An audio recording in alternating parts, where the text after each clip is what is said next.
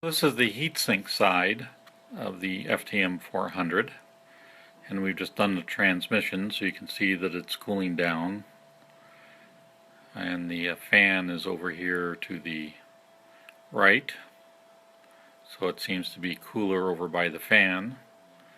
The power output transistor is in this area here, and then it gets warmer as you get towards the front.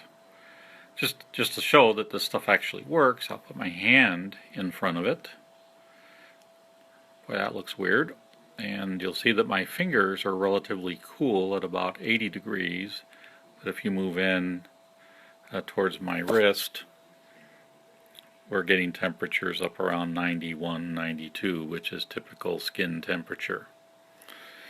So, back to the FTM-400. It's been cooling off a little bit.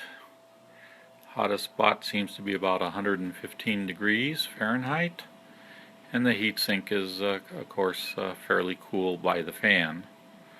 And these other colors we're seeing are equipment sitting, that's the power supply sitting behind the FTM-400. So let's see if we can see any changes to the heatsink temperature when we go to transmit, just because I know this thing is going to want a calibration.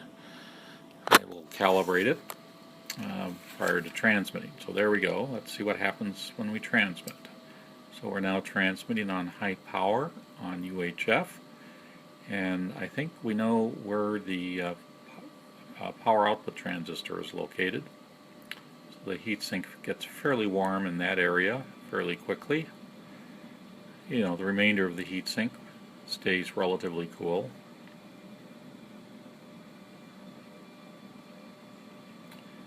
And as the heatsink temperature continues to rise. I don't know if you noticed, but this line that you see here is actually the power cable going to the FTM-400. There's the connector for the FTM-400, so you can see it's warming up a little bit. And so we're getting up to about 140 degrees on the heatsink, and on the extremities we're at about 112 or so.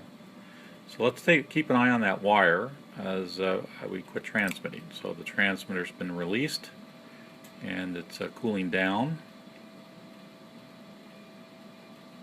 Of course it wants to be calibrated again, so we'll do that. That can change the scale. So you can see that the heatsink temperature is falling fairly quickly by the fan. Not so much of a change over by the other side, and the power connector still is a little warm, but I believe that's cooler than it was before. And of course the power supply in the back is still about the same temperature. So there we have it, a thermal view of the heatsink side of an FTM-400.